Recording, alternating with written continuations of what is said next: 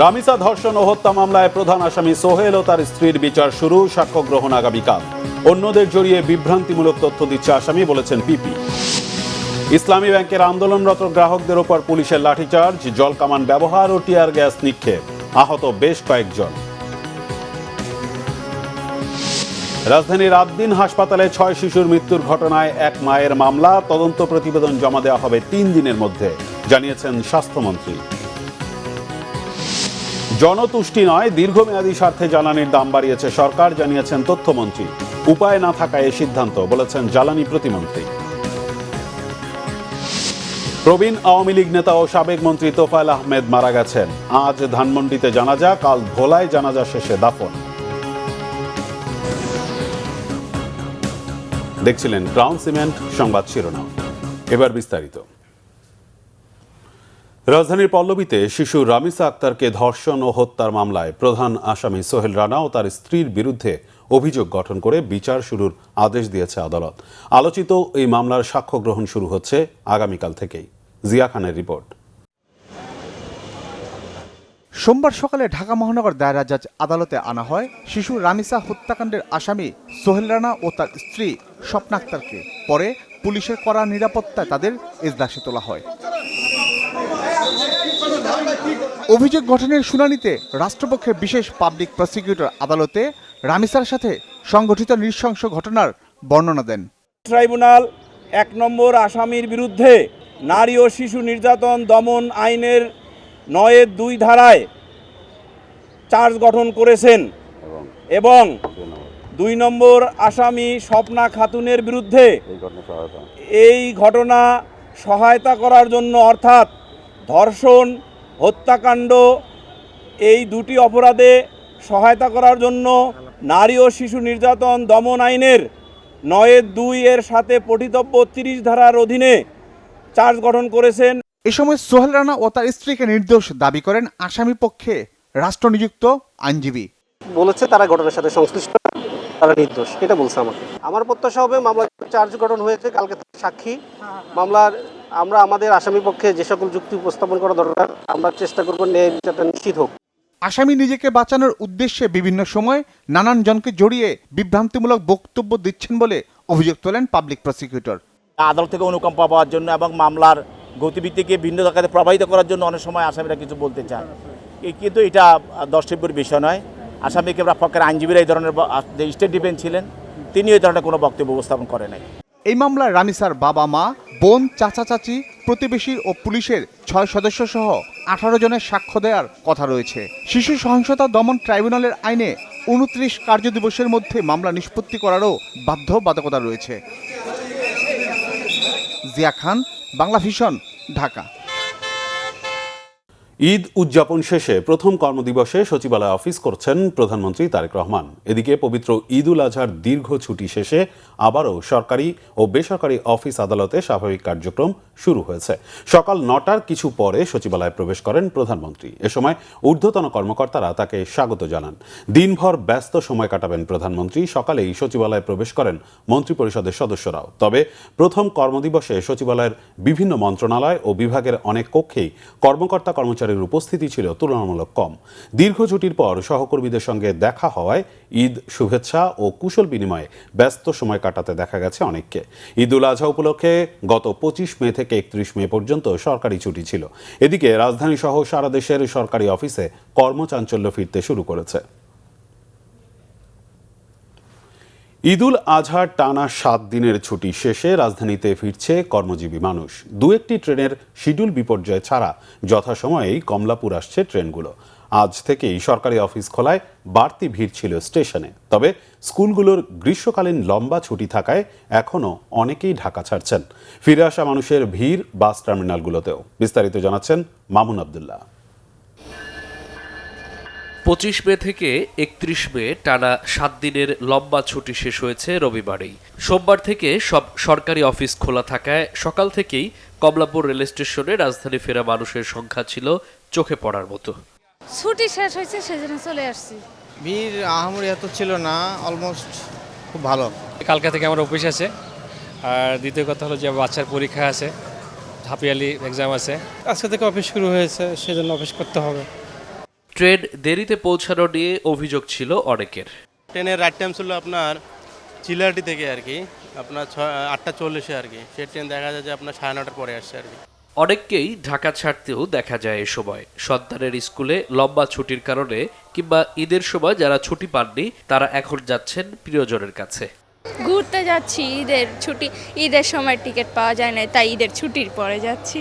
আমি আমার বাবার বাড়িতে যাচ্ছি বেড়াতে, আমার মেয়েদের স্কুল ছুটি হয়েছে তাই বেড়াতে যাচ্ছি। আমাদের স্যারের ব্যক্তিগত সমস্যার কারণে আমাদের ছুটি একটু দিতে দেরি হয়েছে, আর আমরা সেই জন্য আজকে যাইতেছি। এদিকে কর্মজীবী মানুষের ঢাকা ফেরার চিত্র দেখা যায় সায়দাবাদ বাস টার্মিনালেও। মন না চাইলেও জীবিকার তাগিদে ফিরতে হচ্ছে বলে জানালেন যাত্রীরা। বাচ্চারা যেন একটু আরাম পায়, এই জন্য আবার ঈদের সময় তো এমনিতে মানুষ বেশি হয়, যানজট যেন না হয় এজন্য আর কি। না, রাস্তায় কোনো সমস্যা হয় নাই, ডাইরেক্ট চলে আসছি, স্লিপার বাস দিয়ে তো তাড়াতাড়ি চলে আসছি। চাকরি বাকরি করেই চলে আসছে, আসতেই হবে, কিছু করার নেই। আসতে তো হবেই, কিছু করার নাই, আসলে আসতে তো মন চায় না। বাস টার্মিনাল রেল স্টেশনে রাজধানী ফেরা মানুষের এই ভিড় আরও কয়েকদিন পর্যন্ত চলবে বলে মত পরিবহন সংশ্লিষ্টদের। মামুন আবদুল্লাহ, বাংলা ভিশন, ঢাকা। ইসলামী ব্যাংকের নবনিযুক্ত চেয়ারম্যান খুরশিদ আলমের পদত্যাগের দাবিতে আন্দোলনরত গ্রাহকদের ওপর লাঠিচার্জ করেছে পুলিশ। উত্তেজনা কমাতে আন্দোলনকারীদের ওপর টিয়ার গ্যাস নিক্ষেপ ও জল কামান ব্যবহার করে আইন শৃঙ্খলা বাহিনী। এ ঘটনায় কয়েকজন গুরুতর আহত হন। পরে পুলিশের সতর্ক পাহারার মধ্যেই বিক্ষোভ করে ইসলামী ব্যাংক গ্রাহক ফোরাম। তবে নবনিযুক্ত চেয়ারম্যানের নিয়োগ যথার্থ দাবি করে কেন্দ্রীয় ব্যাংকের মুখপাত্র আরিফ হোসেন খান জানিয়েছেন, খুরশিদ আলমকে তার পদ থেকে সরানোর কোনো সম্ভাবনা নেই। বিস্তারিত জিয়াউল হক সবুজের রিপোর্টে।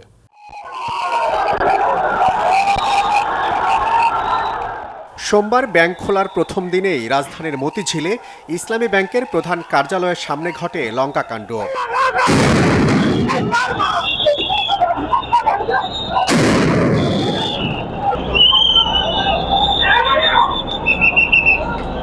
নবনিযুক্ত চেয়ারম্যান খুরশিদ আলমের বিরুদ্ধে ডাকা এই মানববন্ধন কর্মসূচিকে ঘিরে উত্তেজনা ছড়িয়ে পড়ে দিলকুশে এলাকায়। তাদের ছত্রভঙ্গ করতে লাঠিচার্জ করে পুলিশ, ব্যবহার করা হয় জলকামান ও সাউন্ড গ্রেনেড।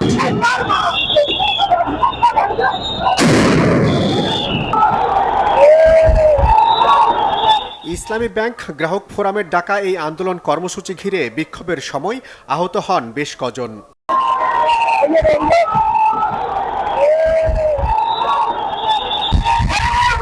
আন্দোলনকারীদের দাবি, গ্রাহকদের শান্তিপূর্ণ কর্মসূচিতে অযৌক্তিকভাবে বল প্রয়োগ করেছে আইনশৃঙ্খলা বাহিনী। আমাদের শান্তিপূর্ণ অবস্থান ছিল ইসলামী ব্যাংক টাওয়ারের সামনে, কিন্তু পুলিশ অতর্কিত এসে আমাদের উপরে লাঠিচার্জ এবং জলকামান করছে। আমাদের অনেক ভাই আহত হয়েছে। এই সালামের কারণে আজকে এই পর্যায়ে এসেছে। তো গত 1.5 বছর একটা পর্যায়ে গ্রাহকদের আবার আস্থা ফিরে এসেছিল। এই ঘটনার মাধ্যমে, নিয়োগের মাধ্যমে আবারও সেই শঙ্কা যে এই ব্যাংকটা আবারও এই সালামের পকেটে যাবে, আবার সেই লুটপাটের ধারা চালু হবে। উনি তো ফ্যাসিস্টের দোসর। উনি এই ব্যাংকের লক্ষ্য উদ্দেশ্যের সাথে ওনার লক্ষ্য উদ্দেশ্য একমত নয়। ইসলামী ব্যাংক শরিয়া ভিত্তিক ব্যাংক। ঘণ্টাখানেক পর ছত্রভঙ্গ আন্দোলনকারীরা আবারও ইসলামী ব্যাংক টাওয়ারের সামনে বিক্ষোভ করেন। পুলিশি সতর্কতার মধ্যে চলা এই আন্দোলনে নতুন চেয়ারম্যানকে ফ্যাসিবাদের দোসর উল্লেখ করে তার পদত্যাগ চান বিক্ষুব্ধরা। আমরা হুঁশিয়ার করে দিয়ে বলতে চাই, 3 কোটি গ্রাহকের আমানত নিয়ে আপনারা ঝিলিমিলি খেলবেন না। 3 কোটি আমানতের গ্রাহক মানে শুধু 3 কোটি আমানতের গ্রাহক নয়, এটি বাংলাদেশের 18 কোটি মানুষের ভাগ্য উন্নয়নের গ্রাহক। আপনারা যেভাবে অবৈধভাবে চেয়ারম্যান নিয়োগ দিয়েছেন, অনতিবিলম্বে এই আওয়ামী ফ্যাসিস্টদেরকে আপনারা বাদ দিবেন। নতুন চেয়ারম্যান যেন কোনোভাবেই ইসলামী ব্যাংকে ঢুকতে না পারেন, সেজন্য তাকে প্রতিহত করার কর্মসূচি চালিয়ে যাওয়ার ঘোষণা দেন আন্দোলনকারীরা। জিয়াউল হক সবুজ, বাংলা ভিশন, ঢাকা। সরকারকে বেকায়দায় ফেললে দেশের স্বাধীনতা ও সার্বভৌমত্ব বিপন্ন হবে, গণতন্ত্রের কবর রচিত হবে। বিরোধী দলকে ইঙ্গিত করে কথা বলেছেন বিএনপির সিনিয়র যুগ্ম মহাসচিব ও প্রধানমন্ত্রীর রাজনৈতিক উপদেষ্টা রুহুল কবির রিজভী। সোমবার দুপুরে নয়াপল্টনে শহীদ প্রেসিডেন্ট জিয়াউর রহমানের 45তম শাহাদাত বার্ষিকী উপলক্ষে জাতীয়তাবাদী রিকশা, ভ্যান, অটোচালক দল কেন্দ্রীয় কমিটি আয়োজিত দোয়া অনুষ্ঠানে রিজভী এসব কথা বলেন। তিনি বলেন, জিয়াউর রহমানের মতো প্রধানমন্ত্রী তারেক রহমানও কোনো আগ্রাসী শক্তির কাছে মাথা নত করবেন না। তিনি বলেন, বিএনপি সরকার কর্মসংস্থানের সরকার। বিএনপি কখনো বেকার তৈরি করেনি। বর্তমানে মধ্যপ্রাচ্যে যে 1.5 কোটি মানুষের কর্মসংস্থান, সেটি শহীদ প্রেসিডেন্ট জিয়াউর রহমানই শুরু করেছেন। আগে হকারদের নিয়ে কেউ ভাবত না। তারেক রহমানের সরকার তাদেরকে পুনর্বাসনের দায়িত্ব নিয়েছে বলেও জানান রুহুল কবির রিজভী। আজকে যদি কোনো ছিদ্র পথে পুরনো ফ্যাসিবাদের উত্থান ঘটে, আমাদের বেকায়দায় ফেলবেন, আপনারা কিন্তু কেউ রক্ষা পাবেন না।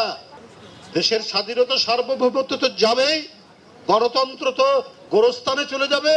তারপরের কি ভয়াবহ পরিণতি হয় সেটা আপনারা টের পাবেন। আপনারা বিএনপিকে বেকায়দায় ফেলার জন্য আন্দোলন করেছিলেন, তাদের সাথে 94, 95, 96। তার পরিণতি কি হয়েছে? তার পরিণতি হয়েছে আপনাদের নেতাদের ফাঁসি দিয়ে দিয়েছে। হাম থেকে সেরে ওঠার পরেও নিউমোনিয়া ও শ্বাসকষ্ট সহ নানা গুরুতর জটিলতা নিয়ে হাসপাতালে ভর্তি হচ্ছে অনেক শিশু। তাই হাম পরবর্তী 4 থেকে 6 সপ্তাহ রোগীকে বাড়িতে আইসোলেশনে রাখার পাশাপাশি বিশেষ যত্নের পরামর্শ দিয়েছেন চিকিৎসকরা। এদিকে হাম ও উপসর্গে গত 24 ঘন্টায় মৃত্যু হয়েছে আরও 3 শিশুর। আক্রান্ত হয়েছে আরও 1179 শিশু। মোবাশ্বের আহমেদের রিপোর্ট। দেশের বিভিন্ন জেলা থেকে রেফার করা হাম আক্রান্তদের ভর্তির চাপ এখনো কমেনি রাজধানীর শিশু হাসপাতালে। প্রতিদিনই ভর্তি হচ্ছে 25 থেকে 30 জন রোগী। এদের বেশিরভাগের অবস্থাই গুরুতর। তবে ভর্তি রোগীদের বেশিরভাগই চিকিৎসা পেয়ে সুস্থ হয়েছে বলে জানান স্বজনেরা। ফাইবারের চিকিৎসা করছে 1 সপ্তাহ, তখন ওই জায়গাটা বলছে লাইফ সাপোর্ট লাগবে। তখন আবার নরসিংদী নিয়ে গেছি, কারণ নরসিংদী থেকে আবার রেফার করছে ঢাকা। আমরা 7 দিন আইসিইউতে ছিলাম। আমাদের গত পরশু বেড দিছে, বেডে শিফট করছে। এখন আলহামদুলিল্লাহ ভালো আছে, মুভমেন্ট ভালো। এখন মোটামুটি সুস্থ আছে। আমরা ঈদের দিন আসছিলাম, এখন মোটামুটি সুস্থ। হাম হইছে, সাথে ডায়রিয়া আছে আর জ্বর অনেক। চিকিৎসকেরা বলছেন, শিশুরা সুস্থ হলেও পরবর্তী সময়ে বিশেষ সতর্কতা অবলম্বন করতে হবে অভিভাবকদের। হামের পরে কিন্তু 4 থেকে 6 সপ্তাহ তার ইমিউনিটি কম থাকে। এই সময়ে কিন্তু তার অন্য ইনফেকশন, মানে এক জীবনেতে হয়েছে, আবার অন্য জীবনেতেও তার কিন্তু আক্রান্ত হতে পারে। এই সময়টা কিন্তু আমরা বলি যে হাম ভালো হয়ে যাওয়ার পরেও তাকে 4 থেকে 6 সপ্তাহ স্বাস্থ্যবিধি মেনে চলবে। কোনো মানে ঘনবসতিপূর্ণ জায়গায় যাবে না, অন্য কোনো জানা মতে কোনো ইনফেকশাস ডিজিজ এর কাছে যাবে না, কোনো হাসপাতালে যাবে না। তাদেরকে বাসায় উন্নত খাবার খাবে, বিশেষ করে হাই প্রোটিন ডায়েট খেতে বলি, নিজের ইমিউনিটিকে বুস্ট আপ করার জন্য। ফ্রুটস খাবে, প্রচুর পানি খাবে এবং প্রোটিন জাতীয় খাবার বেশি খাবে, যাতে ইমিউনিটিটা, তাদের স্ট্রেংথটা খুব তাড়াতাড়ি ফিরে আসে। চলতি বছরের মার্চ মাস থেকে শুরু হলেও এখনো কমেনি হামের প্রকোপ। এ পর্যন্ত সারা দেশে আক্রান্ত হয়েছে 70,000-এর বেশি মানুষ, আর 500-রও বেশি শিশুর মৃত্যু হয়েছে হাম ও উপসর্গে। মোবাশ্বের আহমেদ, বাংলা ভিশন, ঢাকা।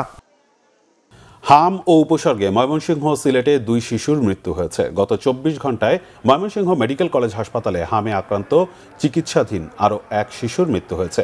এ নিয়ে হাসপাতালটিতে হামে মোট 44 শিশুর মৃত্যু হলো। গত 30 মে ময়মনসিংহের হালুয়াঘাট থেকে হামের লক্ষণ নিয়ে 2 বছরের ছেলে শিশুটি হাসপাতালে ভর্তি হয়। গতকাল সন্ধ্যায় হাসপাতালে চিকিৎসাধীন অবস্থায় শিশুটি মারা গেছে।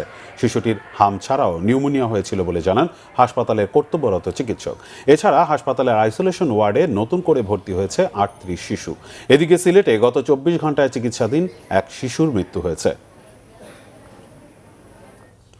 স্বাস্থ্য ও পরিবার কল্যাণ মন্ত্রী সরদার মোহাম্মদ শওকত হোসেন বলেছেন, আগামী 3 দিনের মধ্যে রাজধানীর মগবাজারের আদ্দিন হাসপাতালে 6 শিশুর মৃত্যুর ঘটনার তদন্ত প্রতিবেদন জমা দেওয়া হবে।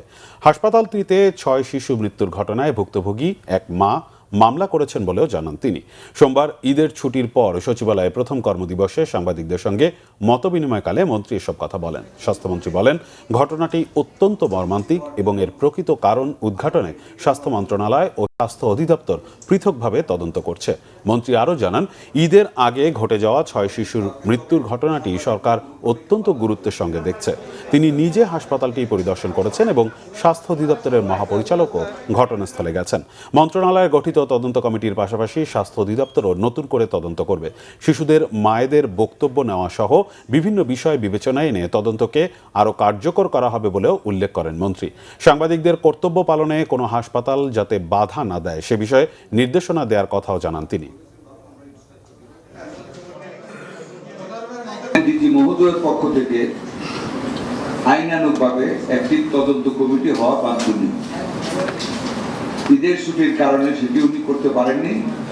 উনি একটি তদন্ত কমিটি করবেন তদন্ত হবে, 3 দিনের ভিতরে সেই তদন্ত রিপোর্ট 3 তারিখের মধ্যে দাখিল হবে। এটার তদন্তে আইনানুগ কোনো বিষয় যদি যতটুকু আছে তা জানার জন্য বা কিভাবে জিনিসটাকে আইনানুগভাবে করা যায় সেটার জন্য অ্যাটর্নি জেনারেল মহোদয়কে আমরা ইনভাইট করেছি। উনি ওনার আরেকজন ডেপুটি অ্যাটর্নি জেনারেল এখানে উপস্থিত ছিলেন। আমরা কি কি কার্যক্রম করেছি, কিভাবে করতেছি ওনাকে অবহিত করেছি। ওনার আইনানুগভাবে যা উপদেশ আমাদেরকে দেওয়া, উনি আমাদেরকে উপদেশ দিয়েছেন, আমরা সেই উপদেশ মতো বাকি কাজগুলি করে যাব। 3 তারিখের মধ্যে আমরা প্রতিবেদন পাবো, তখন আপনাদেরকে বিস্তারিত জানাবো। জনতুষ্টি নয়, দীর্ঘমেয়াদী স্বার্থে জ্বালানির দাম বৃদ্ধির সিদ্ধান্ত নিয়েছে সরকার বলে জানিয়েছেন তথ্য ও সম্প্রচার মন্ত্রী জহিরুদ্দিন স্বপন। তিনি বলেন, সরকার গণমাধ্যমের স্বাধীনতায় বিশ্বাস করে এবং সুনির্দিষ্ট অভিযোগ ছাড়া কারো বিরুদ্ধে ব্যবস্থা না নেওয়ার নীতি অনুসরণ করছে। পবিত্র ঈদ উল আজহার ছুটি শেষে সচিবালয়ে নিজ দফতরে সাংবাদিকদের সঙ্গে মতবিনিময়কালে তিনি কথা বলেন। জ্বালানি তেলের দাম বৃদ্ধির বিষয়ে এক প্রশ্নের জবাবে তথ্যমন্ত্রী বলেন, আন্তর্জাতিক জ্বালানি সংকটের পর বিশ্বের অধিকাংশ আমদানি নির্ভর দেশ জ্বালানির দাম সমন্বয় করেছে। বাংলাদেশ দীর্ঘ সময় ধরে সেই চাপ সহ্য করে আগের দাম বহাল রেখেছিল। তথ্যমন্ত্রী বলেন, শুধু জনতুষ্টিমূলক সিদ্ধান্ত নেওয়া সরকারের কাজ নয়, দীর্ঘমেয়াদে অর্থনীতি ও সুশাসনের স্বার্থ বিবেচনায় রাখতে হয়। রাজধানীর একটি হাসপাতালে সংবাদ সংগ্রহ করতে গিয়ে সাংবাদিকরা হামলার শিকার হয়েছেন। এমন অভিযোগ সম্পর্কে জানতে চাইলে মন্ত্রী বলেন, কোনো সাংবাদিক পেশাগত দায়িত্ব পালন করতে গিয়ে বাধার মুখে পড়ে থাকলে বিষয়টি গুরুত্বের সঙ্গে দেখা হবে। গণমাধ্যম কর্মীদের কর্তব্য কাজে বাধা অথবা হামলার বিরুদ্ধে সরকারের জিরো টলারেন্স নীতির কথা জানান তথ্যমন্ত্রী। বিদ্যুৎ মন্ত্রণালয় ইতিমধ্যেই যুদ্ধ পরিস্থিতি মোকাবেলা করার জন্য ওয়াহিদুদ্দিন মাহমুদ সাহেবের নেতৃত্বে একটা পরামর্শ কমিটি করেছে। যেই পরামর্শ কমিটির পরামর্শে সরকার চলছে এবং ওয়াহিদুদ্দিন মাহমুদ সাহেব দেশের একজন বিশিষ্ট অর্থনীতিবিদ, তার পরামর্শ অনুযায়ী সরকার চলছে এবং তার পরামর্শ অনুযায়ী দীর্ঘদিন দাম বাড়ায় নাই, আবার সংকট এখনও কিন্তু কাটে নাই, আবার আমাদেরকে আমদানি করেই চলতে হবে। এই সব বিষয়টা মাথায় রেখেই সরকারকে পরিচালনা করতে হয়। জনতুষ্টবাদী সিদ্ধান্ত গ্রহণ করাটাই কিন্তু সরকারের একমাত্র কাজ নয়। সরকারের কাজ হচ্ছে দীর্ঘমেয়াদে সুশাসন বজায় রাখা। উপায় না থাকায় সরকার জ্বালানি তেলের দাম বাড়ানোর সিদ্ধান্ত নিতে বাধ্য হয়েছে বলে জানিয়েছেন বিদ্যুৎ, জ্বালানি ও খনিজ সম্পদ প্রতিমন্ত্রী অনিন্দ্য ইসলাম অমিত। সচিবালয়ে নিজ দপ্তরে সাংবাদিকদের সঙ্গে আলাপকালে তিনি কথা বলেন। প্রতিমন্ত্রী বলেন, জ্বালানি তেলের দাম সমন্বয় না করলে শিক্ষা, স্বাস্থ্য ও ফ্যামিলি কার্ড সহ সামাজিক সুরক্ষার আওতা বাড়ানো যাবে না। সকল অর্থের বড় অংশ ভর্তুকির পেছনে ব্যয় হয়ে গেলে প্রত্যেকটি বিভাগ ক্ষতিগ্রস্ত হবে। এ সময় প্রতিমন্ত্রী বলেন, আন্তর্জাতিক বাজারে জ্বালানির দাম কমলে দ্রুত দেশে জ্বালানি তেলের দাম কমানো হবে। শিগগিরই মধ্যপ্রাচ্য সংকটের সমাধান হবে বলেও আশা প্রকাশ করেন তিনি। আসছে বাজেটে নবায়নযোগ্য জ্বালানির জন্য সুখবর আসছে বলেও জানান বিদ্যুৎ প্রতিমন্ত্রী। তিনি জানান, বিদ্যুৎ উৎপাদন ব্যয় কমাতে চায় সরকার। ঈদের ছুটিতে প্রাকৃতিক দুর্যোগের কারণে কিছু জায়গায় বিদ্যুৎ সংযোগ বিচ্ছিন্ন থাকায় এবারের ঈদ অনেকের স্বস্তিতে কাটেনি বলেও জানান অনিন্দ্য ইসলাম। এ কথা তো কেউ বলছে না যে যখন জ্বালানিতে মূল্য শতভাগ বৃদ্ধি পেয়েছিল তখনও সরকার জ্বালানি তেলের মূল্য বৃদ্ধি করেনি। এটা তো কিছুটা হলে সমন্বয় করতে হবে, তা নাহলে আপনি যে সোশ্যাল সেফটি নেটে আপনি যে কীভাবে কাভার করবেন। আজকে আমরা বলছি যে আমরা স্বাস্থ্য খাতে বাজেট বরাদ্দ বাড়াতে চাই, আমরা বলছি শিক্ষা খাতে আমরা বাজেট বরাদ্দ করতে চাই, আমরা যে অসচ্ছল পরিবারগুলোকে আমরা ফ্যামিলি কার্ড দিতে চাই, আমরা যে কৃষকদেরকে ফার্মার্স কার্ডের আওতায় আনতে চাই। তো এইগুলোর জন্য যদি সমস্ত অর্থের একটি বৃহৎ অংশ যদি আপনার ভর্তুকির পিছনে ব্যয় হয়ে যায় তাহলে তো আলটিমেটলি প্রত্যেকটা সেক্টর এফেক্ট হয়ে যাবে। তো যখন এটা স্কোপ থাকে তখন কিছু রিঅ্যাডজাস্টমেন্ট হয় এবং এটা হতেই হয় সব সেক্টরগুলোকে সচল রাখার জন্য সকলের সুবিধার্থে। প্রবীণ রাজনীতিবিদ তোফায়েল আহমেদ ইন্তেকাল করেছেন। ইন্না লিল্লাহি ওয়া ইন্না ইলাইহি রাজিউন। 69-এর গণ অভ্যুত্থান ও মহান মুক্তিযুদ্ধের অন্যতম এই সংগঠক সোমবার বেলা 3:30টায় রাজধানীর স্কয়ার হাসপাতালে চিকিৎসাধীন অবস্থায় মারা যান। মৃত্যুকালে তার বয়স হয়েছিল 82 বছর। পরিবারের সদস্যরা জানান, বাদ মাগরিব ধানমন্ডির তাকওয়া মসজিদে জানাজা অনুষ্ঠিত হবে। পরে স্কয়ার হাসপাতালের মর্চুয়ারিতে রাখা হবে মরদেহ। মঙ্গলবার বাদ জোহর ভোলায় জানাজা শেষে মায়ের কবরের পাশে তাকে দাফন করা হবে। দীর্ঘদিন ধরে বার্ধক্যজনিত নানা জটিলতায় ভুগছিলেন তোফায়েল আহমেদ। মৃত্যুকালে তিনি এক মেয়ে সহ অসংখ্য শুভানুধ্যায়ী রেখে গেছেন। স্কয়ার হাসপাতাল কর্তৃপক্ষ জানায়, 24 সেপ্টেম্বর তোফায়েল আহমেদ নিউমোনিয়াজনিত শ্বাসকষ্ট, হৃদরোগ ও শারীরিক দুর্বলতা নিয়ে হাসপাতালে ভর্তি হন। তোফায়েল আহমেদ 1943 সালের 22 অক্টোবর ভোলা সদর উপজেলার দক্ষিণ দিঘলদি ইউনিয়নের কোরালিয়া গ্রামে জন্মগ্রহণ করেন। 1967 থেকে 1969 সাল পর্যন্ত তিনি ঢাকা বিশ্ববিদ্যালয়ের কেন্দ্রীয় ছাত্র সংসদ ডাকসুর ভিপি ছিলেন। 69-এর গণ অভ্যুত্থানে নেতৃত্বস্থানীয় ভূমিকা রেখে দেশ জুড়ে পরিচিতি পান তিনি। 1970 সালে নির্বাচনে মাত্র 27 বছর বয়সে তোফায়েল আহমেদ পাকিস্তান জাতীয় পরিষদের সদস্য নির্বাচিত হন। মহান মুক্তিযুদ্ধের অন্যতম সংগঠক ছিলেন তিনি 9 বার সংসদ সদস্য নির্বাচিত হন। একাধিকবার মন্ত্রী হিসেবেও দায়িত্ব পালন করেছেন। তিনি বর্তমানে কার্যক্রম নিষিদ্ধ আওয়ামী লীগের উপদেষ্টা মণ্ডলীর সদস্য ছিলেন। তারপরে হলো আগামীকাল সকালবেলা ওনাকে নিয়ে ভোলার উদ্দেশ্যে রওনা দেওয়া হবে। বাদ জোর ভোলাতে জানাজা হলো, তার মায়ের কবরের স্থানেই তাকে ওখানে জানাজা হবে। সড়ক দুর্ঘটনায় চট্টগ্রামের ফটিকছড়িতে 2 জন, বাঁশখালীতে 1 জন, নাটোরের সিংড়ায় 2 জন ও গাইবান্ধায় 1 জন নিহত হয়েছে। আহত হয়েছে অন্তত 8 জন। সিংড়ার নাটোর বগুড়া মহাসড়কের আমতলী ব্রিজ এলাকায় সকালে এই দুর্ঘটনা ঘটে। পুলিশ জানায়, নাটোর থেকে মোটরসাইকেলে করে 3 যুবক সিংড়ার দিকে যাচ্ছিল। তারা নাটোর বগুড়া মহাসড়কের আমতলী ব্রিজ এলাকায় পৌঁছলে বিপরীত দিক থেকে আসা আম বোঝাই একটি ট্রাক মোটরসাইকেলটিকে চাপা দেয়। এতে ঘটনাস্থলে নিহত হয় জীবন রহমান ও হীরা ইসলাম। এ সময় আহত আরেক যুবক সাইফুল ইসলামকে উদ্ধার করে রাজশাহী মেডিকেল কলেজ হাসপাতালে ভর্তি করে স্থানীয়রা। নিহত হীরা ইসলাম নাটোর সদর উপজেলার ইসলাবাড়ি গ্রামের মোতালেব হোসেনের ছেলে আর জীবন রহমান লালপুর উপজেলার সাজেদুর রহমানের ছেলে। এদিকে চট্টগ্রামের ফটিকছড়ির পাইন্দং এলাকায় সকালে বাস চাপায় নিহত হয়েছেন মোটরসাইকেলের 2 আরোহী। তারা হলেন উপজেলার উত্তর পাইন্দং এলাকার বাসিন্দা মোহাম্মদ শাহজাহান ও ছেলে মোহাম্মদ আরিফ। পরে বাসটিতে আগুন দেয় বিক্ষুব্ধ জনতা। পরে খবর পেয়ে ফায়ার সার্ভিস কর্মীরা আগুন নিয়ন্ত্রণে আনে। সিরাজগঞ্জে কলেজ ছাত্র শাকিল হত্যা মামলার মূল আসামি রাকিবকে কক্সবাজারের চকরিয়া থানা এলাকা থেকে গ্রেফতার করা হয়েছে। সদর থানায় সকালে আয়োজিত এক সংবাদ সম্মেলনে এ তথ্য জানায় পুলিশ। কয়েকদিন আগে ছনগাছা বাজার এলাকায় দ্রুত গতিতে মোটরসাইকেল চালানোকে কেন্দ্র করে রাকিবের সঙ্গে নিহত শাকিল ও তার বন্ধুদের কথা কাটাকাটি হয়েছিল। এরপর একটি সেলুনে চুল কাটাকে কেন্দ্র করে অপর 2 আসামি শাকিল ও সাব্বিরের সঙ্গে ঝগড়ার সময় রাকিব ঘটনাস্থলে উপস্থিত হলে আবারও উভয় পক্ষের মধ্যে বাকবিতণ্ডা হয়। এসব ঘটনার জেরে গত বৃহস্পতিবার ঈদের দিন সন্ধ্যায় 7টার দিকে সিরাজগঞ্জ সদর উপজেলার ছনগাছা বাজার সংলগ্ন চামেলি মোড় এলাকায় শাকিলকে ছুরিকাঘাত করা হয়। পরে হাসপাতালে নেয়ার পথে তার মৃত্যু হয়। এ ঘটনায় গত শুক্রবার নিহতের ভাই মোহাম্মদ রহমতুল্লাহ বাদী হয়ে সিরাজগঞ্জ সদর থানায় হত্যা মামলা দায়ের করেন। এরপরই এ হত্যার রহস্য উদ্ঘাটনে কাজ শুরু করে সদর থানা ও জেলা গোয়েন্দা শাখার একাধিক টিম। প্রাথমিক জিজ্ঞাসাবাদে হত্যাকাণ্ডে জড়িত থাকার কথাটি স্বীকার করেছে রাকিব। পবিত্র ঈদুল আজহা উপলক্ষে টানা 7 দিন বন্ধ থাকার পর আজ থেকে আবারও আমদানি রপ্তানি কার্যক্রম শুরু হয়েছে সাতক্ষীরার ভোমরা সহ সবকটি স্থলবন্দরে। সকাল থেকে বাংলাদেশ ভারত দুদেশের বাণিজ্যিক কার্যক্রম শুরু হয়। এর ফলে কর্মচাঞ্চল্য ফিরে এসেছে স্থলবন্দরগুলোতে। এর আগে গত 25 মে থেকে 31 মে পর্যন্ত টানা 7 দিন ঈদের ছুটিতে বন্দরের সব ধরনের আমদানি রপ্তানি বাণিজ্য কার্যক্রম বন্ধ ছিল। তবে এ সময় পাসপোর্টধারী যাত্রীরা যথারীতি যাতায়াত করেছেন। টানা 7 দিন ঈদের ছুটি শেষে বেনাপোল বন্দর দিয়ে ভারত বাংলাদেশের মধ্যে আবারও শুরু হয়েছে আমদানি রপ্তানি।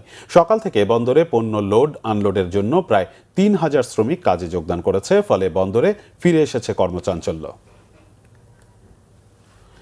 চট্টগ্রাম মহানগরীর আকবরশাহ থানাধীন ফয়েজ লেক এলাকার একটি আবাসিক হোটেল থেকে রিপন মিয়া ও সোনিয়া নামে 2 জনের মরদেহ উদ্ধার করেছে পুলিশ। দুপুরে হোটেল রয়্যাল পার্কের 409 নম্বর কক্ষ থেকে তাদের মরদেহ উদ্ধার করে পুলিশ। জানা গেছে, রিপন মিয়া ও সোনিয়া 2 জনেরই দ্বিতীয় বিয়ে ছিল এটি। সম্প্রতি তাদের মধ্যে ছাড়াছাড়ি হয়। শনিবার তারা হোটেলটিতে স্বামী স্ত্রী পরিচয়ে ওঠেন। পুলিশ জানিয়েছে, লাশ দুটি উদ্ধারের সময় রিপন মিয়াকে ফ্যানে ঝুলন্ত অবস্থায় ও সোনিয়াকে বিছানার ওপর পাওয়া যায়। ঘটনার রহস্য উদ্ঘাটনে তদন্ত চলছে। মরদেহ দুটি চট্টগ্রাম মেডিকেল হাসপাতালের মর্গে পাঠানো হয়েছে। এদিকে মুন্সিগঞ্জের টঙ্গিবাড়িতে জমি নিয়ে বিরোধের জেরে কুড়ালের আঘাতে জরিপ শেখ নামে এক ব্যক্তি নিহত হয়েছেন। সোমবার সকালে উপজেলার 5 গাঁও ইউনিয়নের চাঠাতিপাড়া এলাকায় এ ঘটনা ঘটে। পুলিশ অভিযুক্ত ইউসুফ শেখ ও তার ছেলে পলাশকে আটক করেছে। ঘটনার পর এলাকায় উত্তেজনা ছড়িয়ে পড়ে। নিহতের স্বজনরা জড়িত ব্যক্তিদের দ্রুত গ্রেফতার ও দৃষ্টান্তমূলক শাস্তির দাবি জানায়। সিলেট নগরীর মেজর টিলায় চোরাই মোটরসাইকেল সিন্ডিকেটের আস্তানায় অভিযান চালিয়ে বিভিন্ন ব্র্যান্ডের 6টি দামি মোটরসাইকেল উদ্ধার করেছে পুলিশ। গতরাতে পূর্ব ভাটপাড়ার একটি বাসায় অভিযান চালায় শাহপরান থানা পুলিশ। পুলিশ জানায় বাসাটিতে দীর্ঘদিন ধরে এই অপরাধমূলক কার্যক্রম চলছিল। চক্রটি চোরাই মোটরবাইকের রং বদলে পার্টস আর ইঞ্জিন আলাদা করে বিক্রি করত। এ ঘটনায় জড়িত অভিযোগে একজনকে আটক করা হয়েছে। এ সময় 4টি মোটরসাইকেল, পার্টস খোলা 2টি মোটরসাইকেল, মাস্টার কি সহ বিভিন্ন যন্ত্রপাতি ও পার্টস জব্দ করা হয়। এদিকে খবর পেয়ে রাতেই ঘটনাস্থল পরিদর্শন করেন Sylhet metropolitan police commissioner Abdul Quddus Chowdhury. জানান, এই চক্রের সাথে জড়িত সবাইকে আইনের আওতায় আনতে জোর প্রচেষ্টা ও অভিযান অব্যাহত থাকবে। সংবাদ শেষ করব ক্রাউন সিমেন্ট শিরোনামগুলো আরেকবার জানিয়ে। রামিসা ধর্ষণ ও হত্যা মামলায় প্রধান আসামি সোহেল ও তার স্ত্রীর বিচার শুরু, সাক্ষ্য গ্রহণ আগামীকাল। অন্যদের জড়িয়ে বিভ্রান্তিমূলক তথ্য দিচ্ছে আসামি, বলেছেন পিপি। ইসলামী ব্যাংকের আন্দোলনরত গ্রাহকদের ওপর পুলিশের লাঠিচার্জ, জলকামান ব্যবহার ও টিয়ার গ্যাস নিক্ষেপ, আহত বেশ কয়েকজন। রাজধানীর রাতদিন হাসপাতালে 6 শিশুর মৃত্যুর ঘটনায় এক মায়ের মামলা। তদন্ত প্রতিবেদন জমা দেওয়া হবে 3 দিনের মধ্যে, জানিয়েছেন স্বাস্থ্যমন্ত্রী। জনতুষ্টি নয়, দীর্ঘমেয়াদী স্বার্থে জ্বালানির দাম বাড়িয়েছে সরকার, জানিয়েছেন তথ্যমন্ত্রী। উপায় না থাকায় এই সিদ্ধান্ত, বলেছেন জ্বালানি প্রতিমন্ত্রী। প্রবীণ আওয়ামী লীগ নেতা ও সাবেক মন্ত্রী তোফায়েল আহমেদ মারা গেছেন। আজ ধানমন্ডিতে জানাজা, কাল ভোলায় জানাজা শেষে দাফন। এই ছিল এখনকার মতো। পরের সংবাদ সন্ধ্যে 7:30টায় দেখার আমন্ত্রণ রইল। এছাড়া বাংলাভিশন সংবাদ ও সংবাদ সংশ্লিষ্ট অনুষ্ঠান দেখতে ভিজিট করুন www.bpnews24.com ও facebook.com/banglavisionnews এবং সাবস্ক্রাইব করুন youtube.com/banglavisionnews। ধন্যবাদ।